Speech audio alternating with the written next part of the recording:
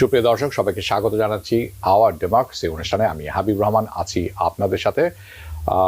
যে যেখান থেকে দেখুন না কেন, আজকে আমাদের সাথে থাকার জন্য ধন্যবাদ। এবং আজকের অনুষ্ঠানটি বেশ কয়েকটি গুরুত্বপূর্ণ বিষয় নিয়ে কথা বলবো। তার কারণ হচ্ছে গত এক সপ্তাহে বেশ কিছু কর্মকাণ্ড ঘটে গেছে, যেটি কিছুটা হলেও বিশ্লেষণ প্রয়োজন। চলুন তাহলে শুরু করি। রাফায় অবিলম্বে সামরিক অভিযান বন্ধের জন্য ইসরায়েলকে নির্দেশ দিয়েছে international court of justice ICJ। আদেশ বাস্তবায়নের বিষয়ে আগামী 1 মাসের মধ্যে ইসরায়েলকে প্রতিবেদন জমা দিতে বলেছে আদালত। একই সঙ্গে রাফায় ত্রাণ সহায়তা প্রবেশের জন্য সীমান্ত ক্রসিং খুলে দেওয়ার নির্দেশ দেওয়া হয়েছে। সাউথ আফ্রিকার আবেদনের পরিপ্রেক্ষিতে এই রায় দেয় ICJ। আদালতের এই রায়কে স্বাগত জানিয়েছে হামাস। পাশাপাশি আদেশ বাস্তবায়নে ইসরায়েলকে চাপ দেওয়ার জন্য আন্তর্জাতিক সম্প্রদায়ের প্রতি আহ্বান জানিয়েছেন তারা। অন্যদিকে ICJ-র আদেশের পরপরই অ্যান্টনি ব্লিংকেনের সাথে আলোচনা করেন ইসরায়েলের যুদ্ধকালীন মন্ত্রিসভার সদস্য বেনি গ্যান্স। গ্যান্সের অফিস জানায়, দুপক্ষের মাঝে জিম্মি মুক্তি এবং প্যালেস্টাইনকে স্টেট হিসাবে স্বীকৃতি দেওয়ার বিষয়ে আলোচনা হয়েছে তাদের। পাশাপাশি গ্যান্স জানান, তারা রাফায় হামলা চালিয়ে যাবে আন্তর্জাতিক সব নিয়ম লঙ্ঘন করে। এই সমস্ত ব্যাপারে আজকে আলোচনা করব আমরা। আমার আলোচনা করার জন্য আমার সাথে আছেন আমাদের নিয়মিত আলোচক সৈয়দ মাহমুদুল্লাহ। উনি হয়তো আমাদের সাথে যোগ দিয়েছেন। এবং আমাদের সাথে আরও আছেন, ও মাই god, I cannot remember, I'm skipping my mind. My technical team, can you help me? I'm sorry, I'm scared. I'm having some issues here. Okay. আচ্ছা, আমি নিজেকে পরিচয় করাই। Thank you for rescuing me. আমি সোশ্যাল সায়েন্স ফ্যাকাল্টি, আমি Texas A&M international ইউনিভার্সিটিতে আমি পড়াই। এবং আপনার নামটি বলে নিন আরেকবার। হ্যাঁ, মেহনাজ মোমেন। ওকে, মেহনাজ মোমেন। মেহনাজ আপা, আপনার সাথে অনেকবারই কথা হয়। Sometimes it just brain freezes. অনুষ্ঠানের আগেও কথা বলছিলাম, কিন্তু everything froze for a second because I was thinking something, যে কি হচ্ছে চারিদিকে আমাদের। To be honest with you, গত এক সপ্তাহে যে পরিমাণ ঘটনা ঘটেছে, ফ্রম ইরানের প্রেসিডেন্ট, পররাষ্ট্রমন্ত্রী, হেলিকপ্টার দুর্ঘটনায় মারা গেলেন, ICJ-র আজকের যে রুলিং হলো, এবং তার আগে রুলিংয়ের আগে আরেকটি হচ্ছে ICC রুলিং, যেখানে বেঞ্জামিন নেতানিয়াহু এবং চরম ডানপন্থী কয়েকজন মন্ত্রীদের গ্রেফতারের কথা বলা হয়েছে, এবং হামাসের নেতাদেরও গ্রেফতার করা বলা হচ্ছে। আমি এই সব কয়টি বিষয়ে আমি আলোচনা করব। আমি শুরু করব রাফার প্রশ্নটি হচ্ছে এরকম: রাফায় সাময়িকভাবে যুদ্ধ বন্ধের ICJ-র আদেশকে ইসরায়েল সম্পূর্ণ উপেক্ষা করবে বলে মনে হচ্ছে। তার কারণ এটি তারা প্রথম থেকেই করে আসছেন। অবশ্যই প্রত্যক্ষ এবং পরোক্ষ মদদ আছে আমেরিকার বাইডেন অ্যাডমিনিস্ট্রেশনের, সেটি আর নতুন করে বলার অপেক্ষা রাখে না। তবে ইসরায়েলের উপর এর কোনো প্রভাব আসলেই কি পড়বে কিনা, সেটি দিয়ে আমরা শুরু করি। চলুন। আচ্ছা, এক অর্থে বলা যায় ICJ-র যে রুলিংটা একটা সিম্বলিক রুলিং, কারণ এটাকে আপনার বাস্তবায়ন করার কোনো ক্ষমতা তাদের হাতে নাই। কিন্তু এটার সাথে সাথে এটা উল্লেখ করতে হবে, এটা যদি সিম্বলিক হয়েও থাকে তারপরও এটার অনেক গুরুত্ব আছে। কারণ আমরা দেখছি বিশ্বমঞ্চে কিন্তু ইসরায়েল একলা হয়ে পড়ছে।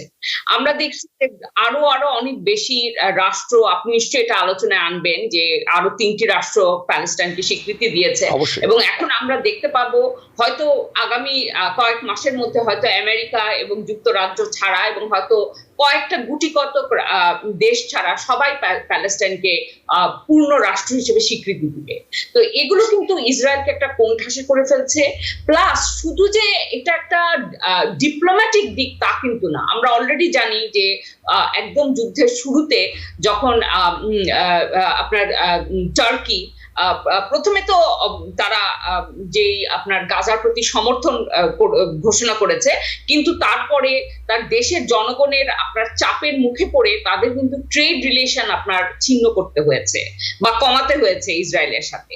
তো আমরা কিন্তু এই জিনিসটা দেখছি যে প্রথমে এটা হয়তো একটা ডিপ্লোম্যাটিক একটা জিনিস, সিম্বলিক হিসেবে শুরু হচ্ছে, কিন্তু এরপরে কিন্তু এটাকে আমরা দেখবো যে অল্প হলেও এটার কোনো না কোনো এটার ইম্প্যাক্ট আছে।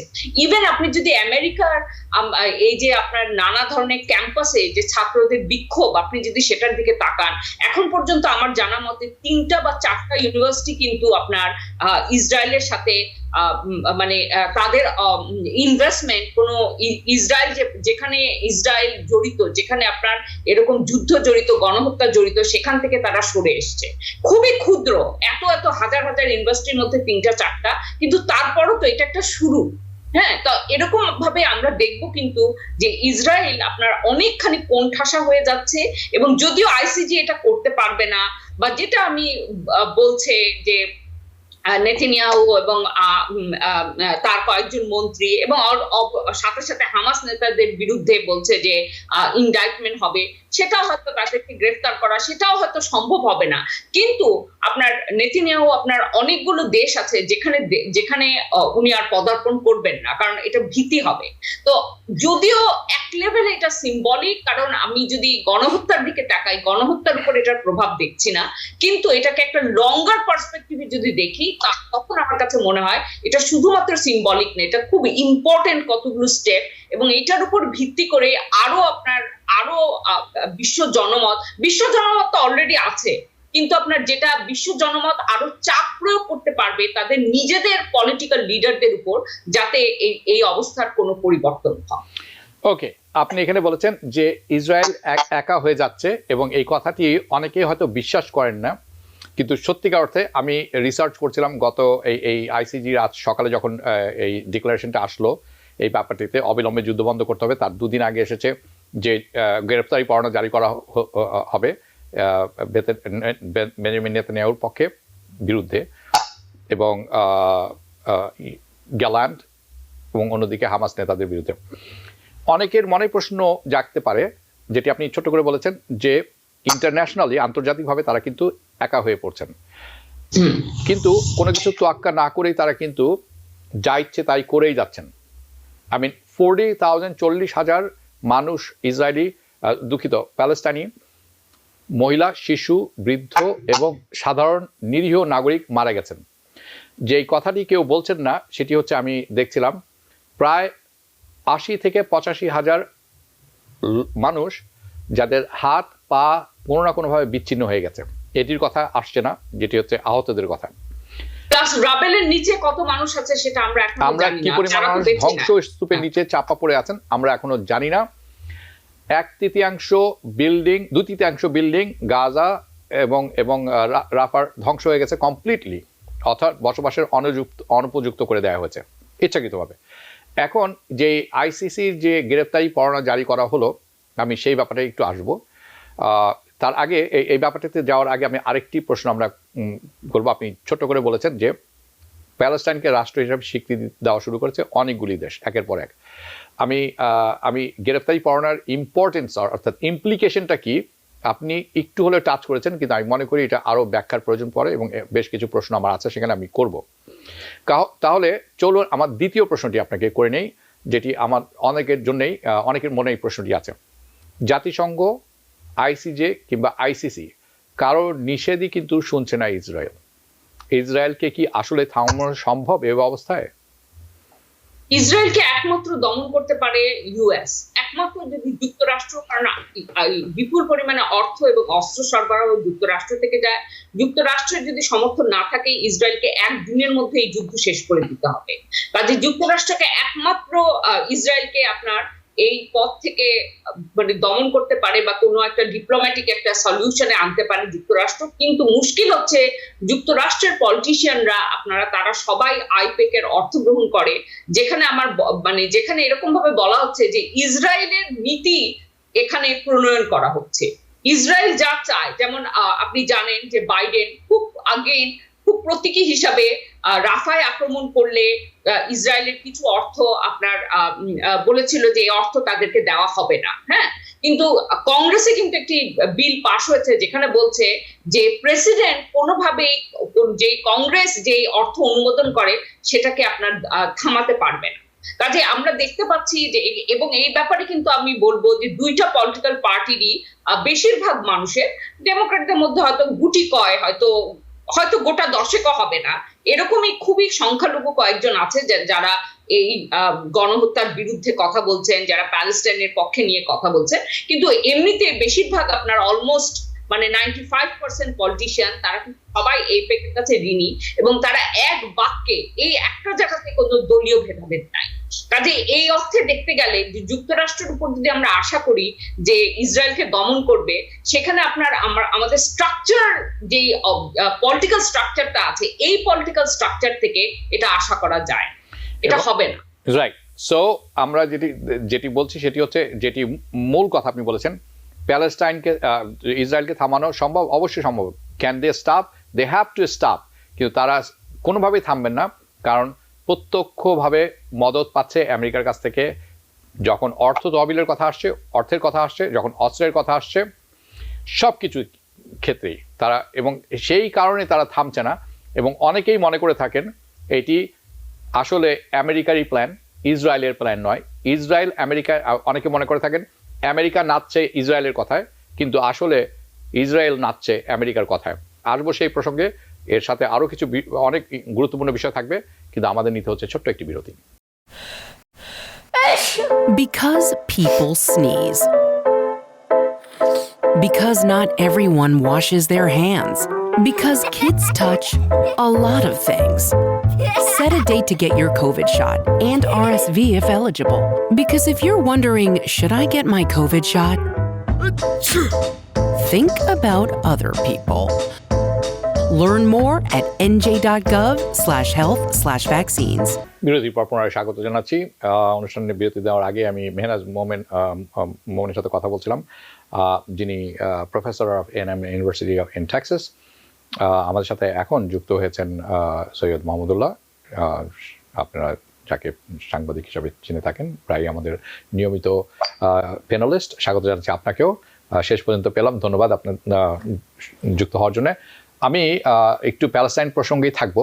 প্যালেস্টাইনকে রাষ্ট্র হিসাবে স্বীকৃতি দিতে যাচ্ছে আয়ারল্যান্ড, নরওয়ে, স্পেন।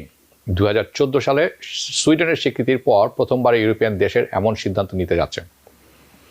কিছুদিন আগে স্লোভেনিয়া প্যালেস্টাইনকে স্বীকৃতি দেওয়ার প্রক্রিয়া শুরু করে, যা এ মাস শেষে সম্পূর্ণ হবে।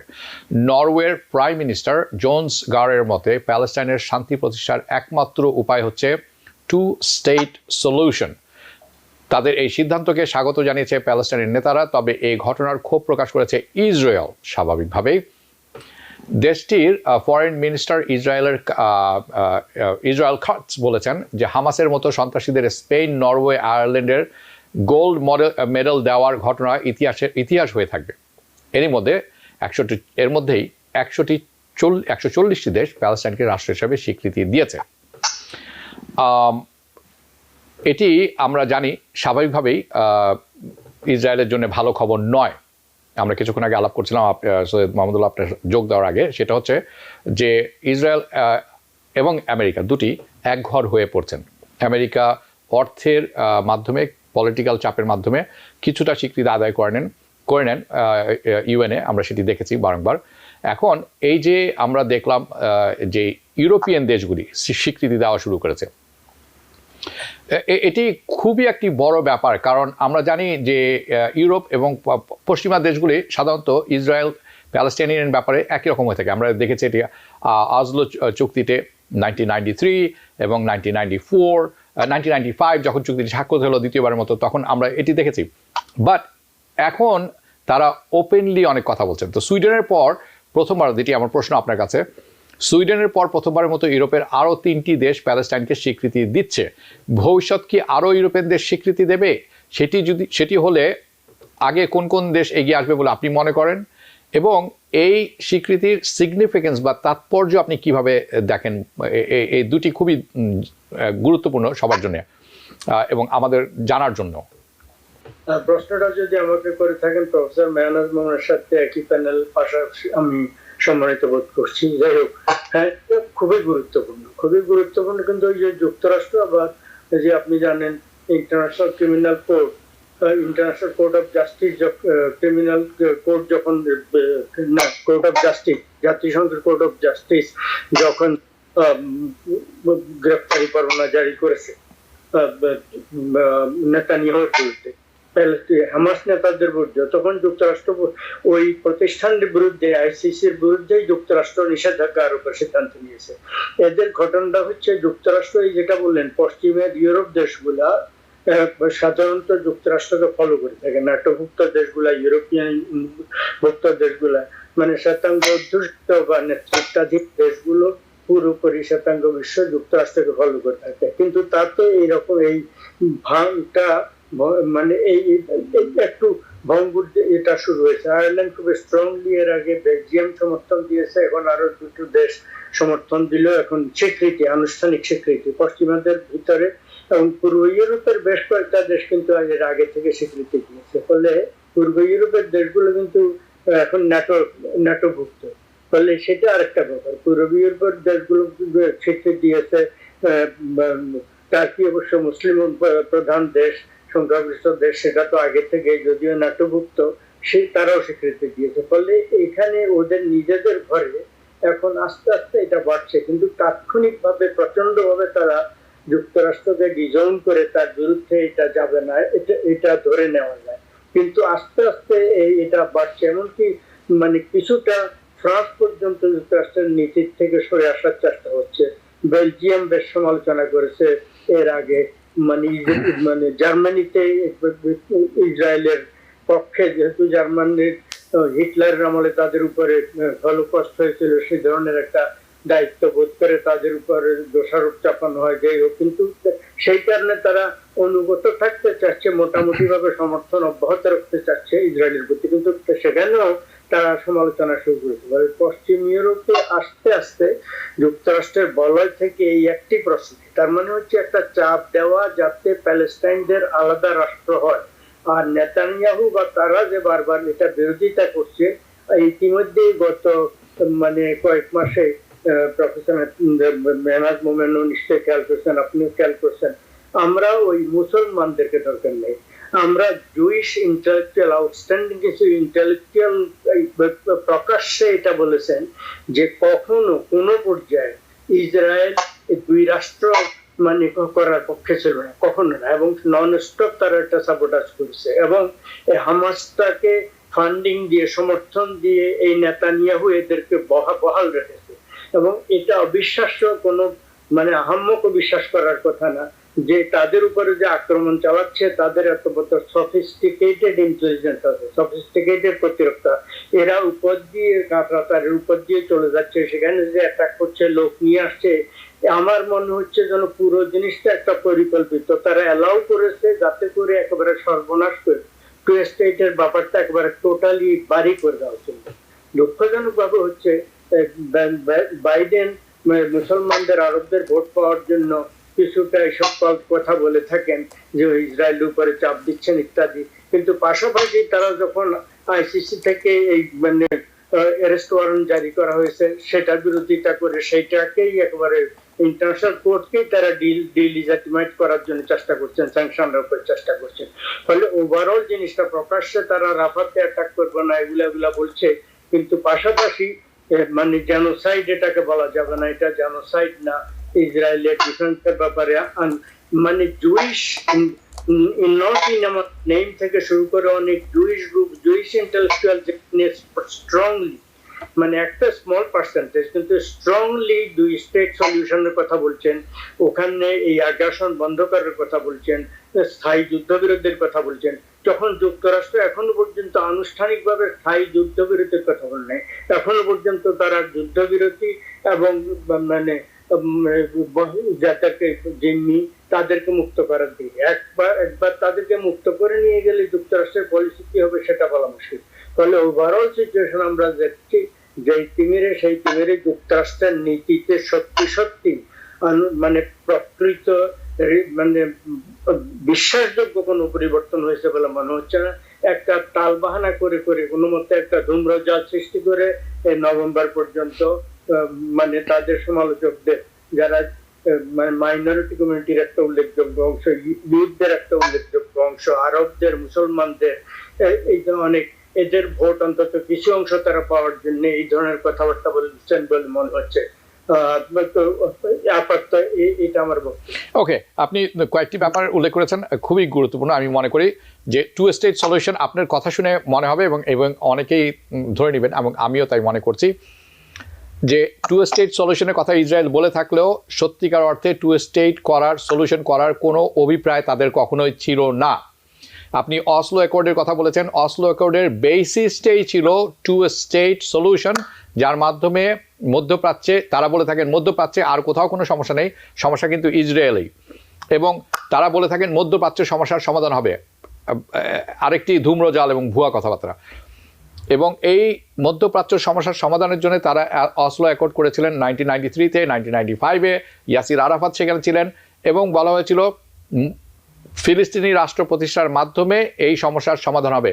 কিন্তু আপনি যেটি বলছেন এখন আমাদের অনেকের কাছে এটি পরিষ্কার যে এটি সম্পূর্ণ একটি বাকওয়াস, অর্থাৎ ধূম্রজাল তৈরি করে মিথ্যা পথে সবাইকে চালানো, এটি একটি ব্যাপার। দ্বিতীয়ত হচ্ছে আমি প্রফেসর মোমেন আপনার কাছে যাব, মেহনাজ মোমেন আপনার কাছে যাব। এই কোশ্চেনটা হচ্ছে এরকম, আমরা আইসিসির যে রায়টি শুনলাম গ্রেফতারি পরোয়ানার কথা নেতানিয়াহুর বিরুদ্ধে এবং গ্যালেন্টের বিরুদ্ধে এবং হামাসের বিরুদ্ধেও, দুটি ব্যাপার এখানে।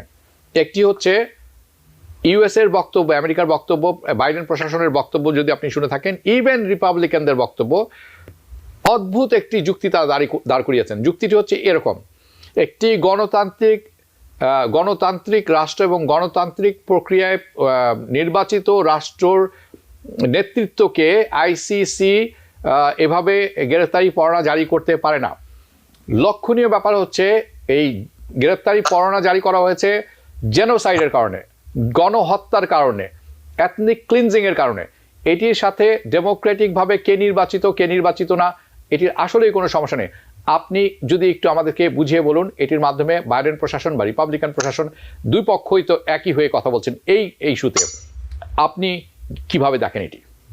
আচ্ছা, প্রথম কথা হচ্ছে যে এর মধ্যে কিন্তু আপনার তার নাম আসেনি, কিন্তু মানে আমি আলোচনায় শুনছিলাম এরকম একজন যে সেনেটের সদস্য, মানে আমি অনুমান করি উনি কে, কিন্তু উনি এরকম বলেছেন যে আইসিজে তারা মানে ওয়েস্টার্ন কান্ট্রিদের বিরুদ্ধে এরকম পদক্ষেপ নেওয়ার জন্য তাদেরকে তৈরি করা হয়নি, তাদেরকে তৈরি করা হয়েছিল আফ্রিকান কান্ট্রিদের বিরুদ্ধে এরকম পদক্ষেপ নেওয়ার জন্য।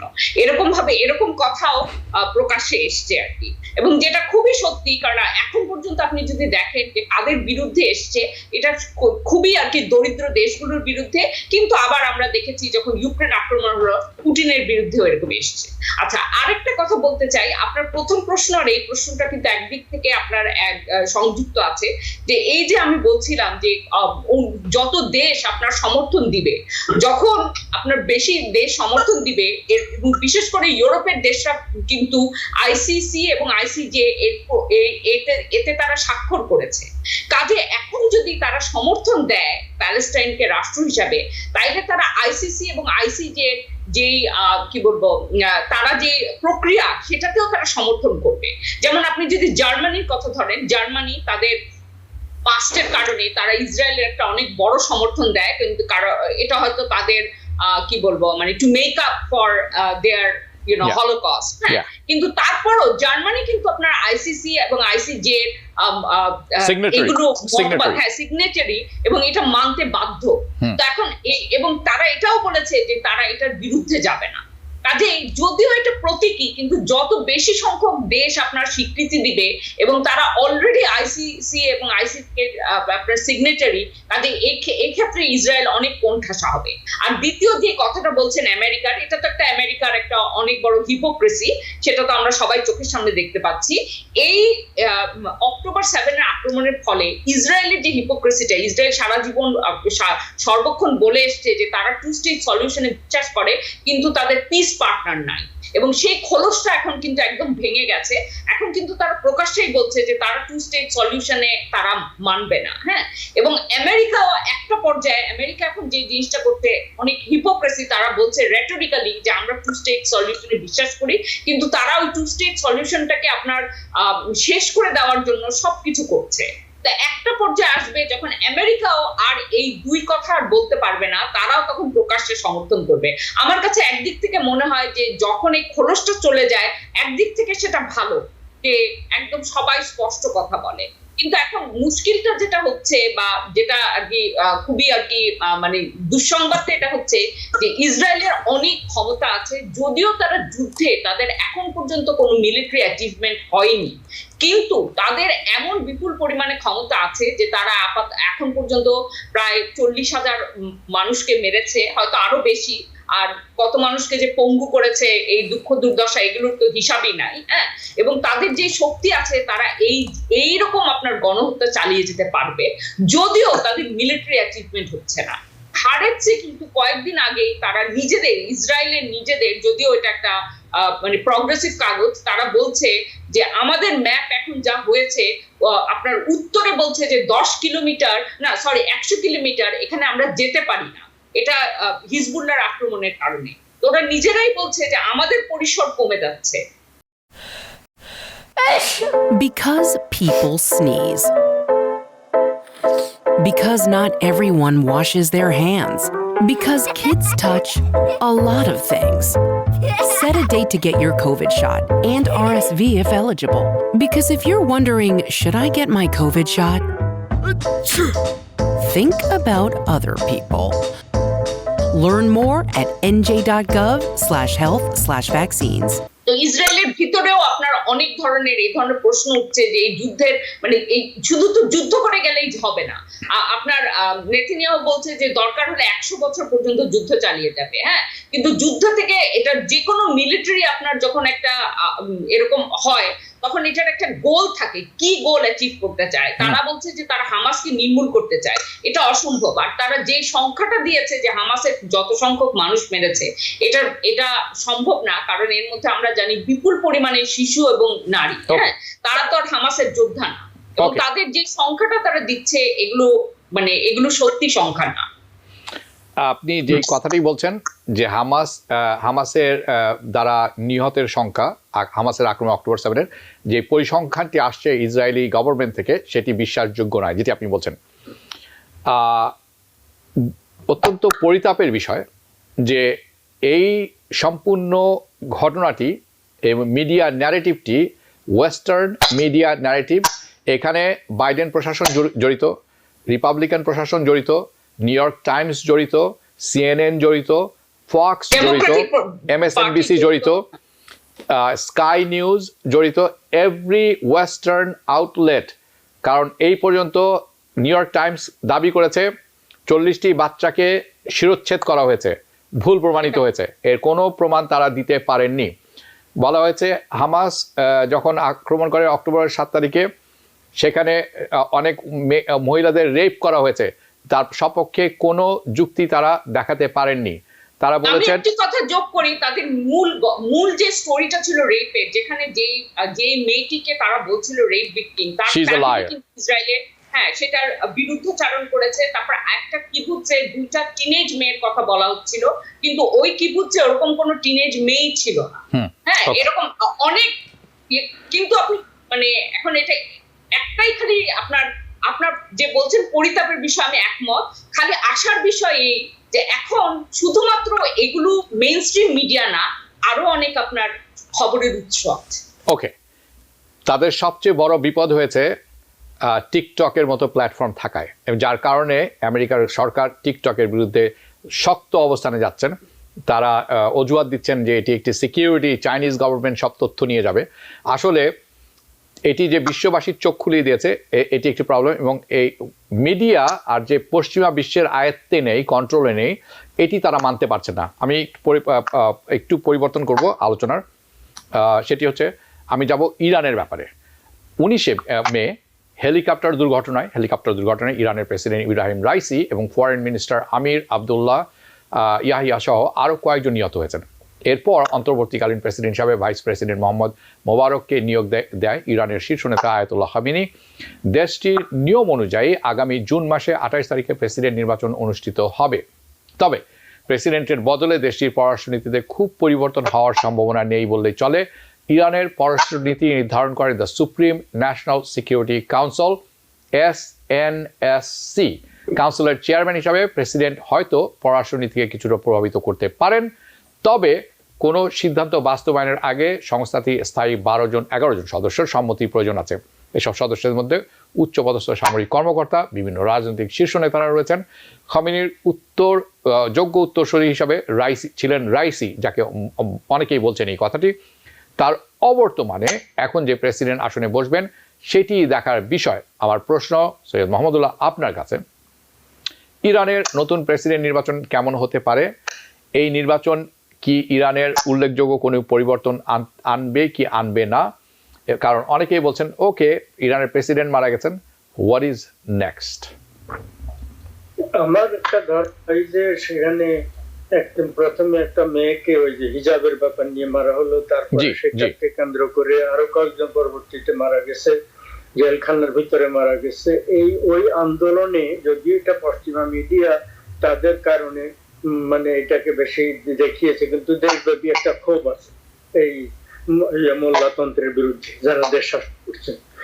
ফলে এইবার নির্বাচনে এর আগে কিন্তু ইরানে দুজন মোটামুটি মডারেট, মানে ওরা সবাই মোল্লাদের মধ্যে কিন্তু দুজন মডারেট প্রেসিডেন্ট হয়েছিলেন, রাফসানজানি আর এই রাইসির আগে যিনি ছিলেন তার নামে ভুলে গেছি, আহমেদিনেজাদের পরে যিনি ছিলেন, এই দুজন মডারেট ছিলেন। এবং প্রেসিডেন্ট মডারেট হলে প্রেসিডেন্টের যদিও শেষ পর্যন্ত ওই যে কাউন্সিলে, সুপ্রিম সিকিউরিটি কাউন্সিল, তাদের জাতীয় নিরাপত্তা পরিষদের অ্যাপ্রুভাল হবে, এবং সবচেয়ে বড় কথা যিনি ওদের সুপ্রিম লিডার থাকেন অ্যাবাভ মানে এভরিথিং অ্যাপারেটাসের উপরে, ইমাম এই মুহূর্তে খামেনি।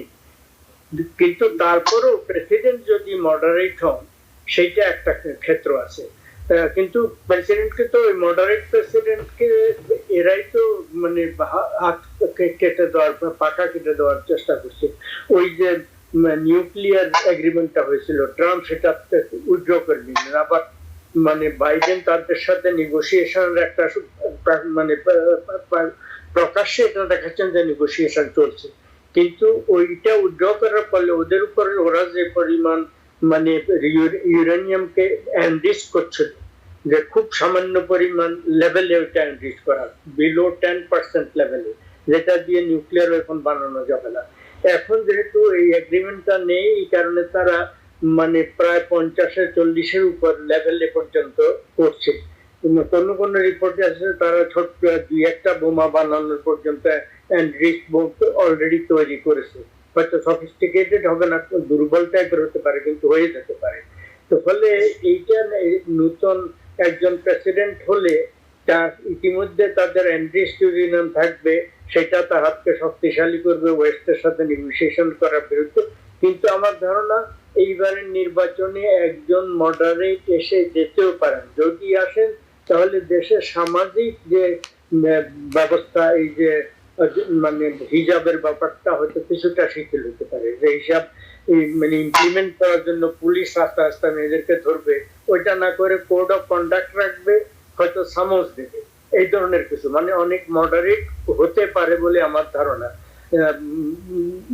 এইটা এবং অর্থনীতির ক্ষেত্র, এবং যদি শেষ পর্যন্ত কিছু কিছু পশ্চিমা রাষ্ট্র তাদের সাথে আবার যোগাযোগ শুরু করে, অলরেডি রাশিয়ার সাথে এবং চায়নার সাথে তাদের বাণিজ্যিক সম্পর্ক বেশ প্রসারিত হচ্ছে, ফলে তারা ওয়েস্টার্ন স্যাংশন অনেকটা কাটিয়ে উঠতে পারবে বলে আমার ধারণা। মডারেট একজন হওয়ার সম্ভাবনা আমার কাছে মনে হচ্ছে। আর ওই আগের প্রশ্নের একটা লাইন আমি যুক্ত করব, সেটা হচ্ছে ধরা যাক ইসরায়েল সমর্থ হলো, এই মুহূর্তে যত নন হামাস লোক আছে 100%-200% শেষ করে দিল, কিন্তু তাদের এই অ্যাট্রসিটির কারণে এই কারণে এখনকার শিশু কিশোর এরা একেবারে ডেফিনেটলি কেউ কোনো মানে বুদ্ধিমান ব্রিলিয়ান্ট লোকের দরকার নেই, এরা যে হেট্রেড নিয়ে ক্ষোভ নিয়ে মানে গড়ে উঠছে, এরা হামাজের চাইতে আরো বেশি ক্ষোভ, আরো বেশি মানে সেটা নিয়ে গড়ে উঠবে। ফলে তারা নিজেরা যে বিষ বাষ্প রচনা করছে, সেইটা কোন অ্যাডমিনিস্ট্রেশন শেষ পর্যন্ত টু স্টেট সলিউশনের মাধ্যমে যদি না যায়, তাহলে লং টার্মে ইসরায়েলি সিকিউরিটি নিরাপদ নয়। যুক্তরাষ্ট্র যদিও তাদেরকে একটা কারণে সমর্থন দিয়ে থাকে যে নিজেরা আরেকটা দেশ মানে হোয়াইটরা এসে দখল করেছে, যারা এই দেশের মালিক তারা গর্তে পড়ে আছে, ফলে ওই কারণে একটা মোরাল অব্লিগেশন হয়তো তারা ফিল করে, তাদের স্ট্র্যাটেজিক ইন্টারেস্ট খারাপ। কিন্তু আমার মনে হয় ইসরায়েল নিজের পায়ে কুঠাল মারছে এইভাবে নন স্টপ, মানে তাদের উপরে হিটলার যে ধরনের অত্যাচার করেছে সেটা। এবং দুঃখজনক ব্যাপার, তারা তোরাকে কোট করে বলছে যে মানে কি শব্দটা প্রফেসর মোমেন কি আমালেকাই, তোরাতে লেখা আছে আমালেকাই। মুসা নবী যখন এখানে আসলে স্থানীয় অধিবাসীরা তাদেরকে বিরোধিতা করছে, তখন আল্লাহ নাকি তাদেরকে গড বলছেন, ওদেরকে নিশ্চিহ্ন করে দাও, ওদের গর্ভবতী নারীকে খুন করো, ওদের শিশুকে খুন করো, এবং ওরা যাতে খাওয়ার না পায় তাদের পশু পর্যন্ত খুন করো। এটা নাকি ওদের কেতাবে আছে, ওরা ওইটা ফলো করছে। এবং ওই কেতাবে তোরাতে এই পুরো পশ্চিম তীর এবং বর্তমান ইসরায়েল পুরোটা ওদেরকে লিখিতভাবে গড লিখিতভাবে দিয়েছে, তাদের অ্যাম্বাসেডর জাতিসংঘ উনি বলেছেন। ফলে তারা এটার থেকে সরে আসবে মনে হচ্ছে না, ভয়ঙ্কর একটা পরিস্থিতির দিকে এগুচ্ছে। কিন্তু সেটা সেন্সিবল লোকরা মনে করেন যে অদূরভাবে মানে ইসরায়েল রাষ্ট্রের অস্তিত্ব তারা নিজেরা বিপন্ন। অনেকে আপনার সাথে একমত পোষণ করবেন বলে আমি মনে করি। এটির আরো অনেক বিস্তারিত আলোচনা করা দরকার ছিল। আমি আমার টেকনিক্যাল টিমকে বলবো একটি তথ্য দেওয়া আছে, সেটি আওয়ার ডেমোক্রেসির ব্যাপারে যদি সম্ভব হয়। ওকে, আমরা যেটি দেখছি স্ক্রিনে, এটি আমি আমাদের হাতে সময় কম, মানবাধিকার সংস্থা এডিসি ও দ্য ট্রুথ প্রজেক্টের একটি জরিপে অন্তত 25% আমেরিকান, 25% আরব আমেরিকান গ্রিন পার্টির প্রেসিডেন্ট ডক্টর জিল স্টেইনকে সম্ভাব্য প্রেসিডেন্ট হিসাবে সমর্থন করে থাকেন। আপনারা দেখছেন অন স্ক্রিনে। এদিকে প্রেসিডেন্ট বাইডেনের ক্ষেত্রে সমর্থনের হার 7%, অর্থাৎ অনলি 7% মেবি উনি গেবে। এই সমর্থন মাত্র 2%-এ নেমে এসেছে এখন। প্রার্থী ডক্টর জিল স্টেইন অনেকদিন ধরেই প্যালেস্টাইনের সমর্থনে কাজ করে যাচ্ছেন। প্যালেস্টাইনের ব্যাপারে সবসময় তাকে থাকতে দেখা গেছে। আমেরিকার সরকারি হিসাব মতে দেশে এখন প্রায় 3 মিলিয়ন আরব আমেরিকান বাস করছেন। ইসরায়েল হামাস সংঘাতের পর থেকে এই জনসংখ্যার একটি বড় অংশ প্যালেস্টাইনকে সমর্থন করছেন। আপনার কাছে আমার প্রশ্ন, আরব আমেরিকান জনগোষ্ঠীর ভোট আসন্ন প্রেসিডেন্ট নির্বাচনে ঠিক কতখানি গুরুত্বপূর্ণ রাখতে পারে, এবং প্রেসিডেন্ট বাইডেন কি নিজের কবর অলরেডি গর্ত খুঁড়ে ফেলেছেন কিনা আগামী এই নভেম্বর ইলেকশনের জন্য? এটা যদি আমাকে প্রশ্ন করেন, আমি খুব দ্রুত বলছি, খুব দ্রুত, 30 সেকেন্ড। প্রেসিডেন্ট খুব ক্ষতিগ্রস্ত হবেন, তার ভোট কমবে, এবং খালি আরব আমেরিকান এবং মুসলমানরা না, মানে জুইশদের মধ্যে অন্তত পক্ষে 5% জুইশ তার পক্ষে ভোট দেবেন না, ইউথদের অনেকে ভোট দেবেন না, আর আফ্রিকান আমেরিকানদের অনেকে ভোট দেবেন। ওকে, ধন্যবাদ। মেহনাজ মোমেন। হ্যাঁ, আমি একটু যোগ করি, ডক্টর জিল স্টেইন নিজেই কিন্তু একজন জুইশ। উনি সবসময় একটা প্রোগ্রেসিভ পলিটিশিয়ান, এবং রিসেন্টলি উনি যখন ক্যাম্পাসে গেছিলেন তখন উনাকে কিন্তু পুলিশ আপনার নিগৃহীত করেন এবং তাকে হাত করা দিয়ে ওনাকে জেলে নিয়ে যায়। হ্যাঁ, আচ্ছা। আর আরেকটা হচ্ছে আমেরিকার আপনি যদি ইলেকট্রাল কলেজ দেখেন, এই যে 4টা swing state, Michigan, Minnesota, Pennsylvania, আরেকটা হচ্ছে উইসকনসিন, এই 4টা স্টেটকে বাইডেনের জিততে হবে। তার মধ্যে মিশিগান উনি অবশ্যই হারিয়ে ফেলেছেন, এবং মিশিগান কোনোভাবে পুনরুদ্ধার করা সম্ভব না। মিশিগানে বিপুল পরিমাণে আপনার আরব আমেরিকান আছে, কিন্তু শুধু তারা না, মিশিগানের প্রাইমারিতে আমরা দেখেছি যেখানে আরব আমেরিকান নাই সেখানে কিন্তু আপনার বাইডেনের পক্ষে ভোট আসে।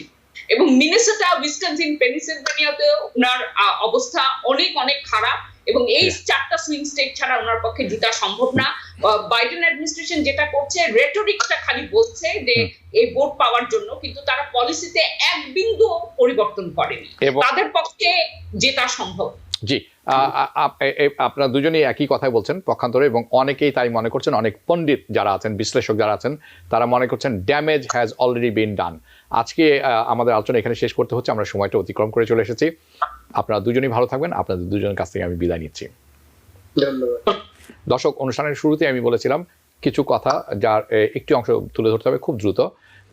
আইসিসি যেই গ্রেফতারি পরোয়ানা জারির কথা আমরা শুনলাম, নেতানিয়াহু, ইসরায়েল মন্ত্রী মিনিস্টার যারা আছেন তারা এটিকে অবজ্ঞা করতে পারেন, কিন্তু মনে রাখবেন তারা কিন্তু কোণঠাসা হয়ে গেছেন রাজনৈতিকভাবে এবং এখন আইনগতভাবে। তার কারণ হচ্ছে যে কোনো দেশ যারা আছেন, স্পেশালি এই Belgium, France, even Germany, Norway, Italy যারা এই সিগনেটরি এই আইসিসির, সেখানে বেঞ্জামিন নেতানিয়াহু গেলে কিন্তু উনি গ্রেফতার হবেন। আপনাদের মনে আছে পুতিনের বিরুদ্ধে আইসিসি গ্রেফতারি পরোয়ানা জারি করেছিল ইউক্রেন যুদ্ধের কারণে, যার কারণে সাউথ আফ্রিকায় একটি সম্মেলনে পুতিন কিন্তু যাননি, কারণ south Africa is a signatory এই আইসিসির, উনি অন্য কাউকে পাঠিয়েছিলেন। কাজেই বেঞ্জামিন নেতানিয়াহু কোণঠাসা হয়ে যাচ্ছেন। অবশ্যই এই সমস্ত দেশে গেলে তাকে গ্রেফতার হবে, তাকে গ্রেফতার হতেই হবে। যদি গ্রেফতার না করা হয় তাহলে এই সমস্ত দেশ যারা সিগনেটরি আছেন তাদেরকে সবাই, বিশ্বের সবাই দেখবেন যে তারা যে আইন তৈরি করেন সেই আইন তারা নিজেরাই মানেন না এবং তার প্রতি কোনো শ্রদ্ধা তাদের নেই, তারা এটি করবেন বলে আমার মনে হয় না। কাজে নেতানিয়াহুর পৃথিবী ছোট হয়ে আসছে। He can come to America, he can come to Canada, এই দুটি দেশে আসতে পারবেন, নো প্রবলেম। অস্ট্রেলিয়াতে যেতে পারবেন, তারা সিগনেটরি না, কিন্তু তার জাল কুটি আসছে। আরেকটি ব্যাপার, এই যে আইনটি দেওয়া হয়েছে, এই ঘোষণাটি দেওয়া হয়েছে, এতে কিন্তু লাইফ টাইম, সারা জীবন তো উনি প্রাইম মিনিস্টার থাকতে পারবেন না, ওনাকে নামতেই হবে কখনো কখনো ক্ষমতা থেকে, অন্য কেউ আসবে, ওনাকে তো ভ্রমণ করতেই হবে। এটি কিন্তু সারা জীবনের গ্রেফতারি পরোয়ানা।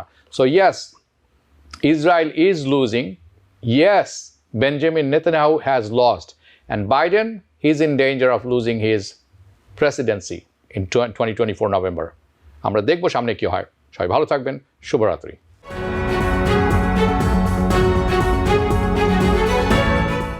TBN 24 টেলিভিশন দেখতে আজই কল করুন 7187776556। লগ ইন করুন www.totalcablebd.com।